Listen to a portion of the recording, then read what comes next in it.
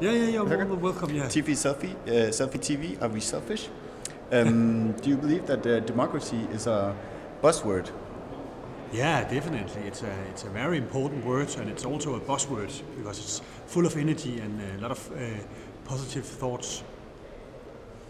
Good. And you don't think it's overused? No. I think it's a very important word, and we have to fight for democracy every day.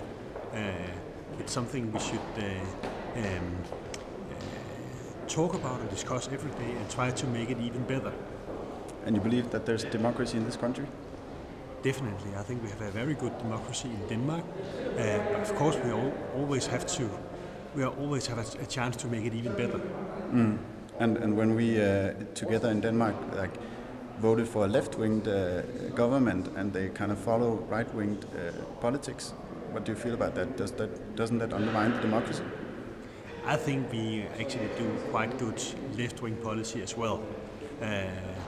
You can always discuss whether or not the economical policy is the right, but I think it's quite good. And at the moment, we see the effect of the policy that we're creating new jobs, and I'm very proud of that. Thank you very much. Thank you very much. Have a nice day.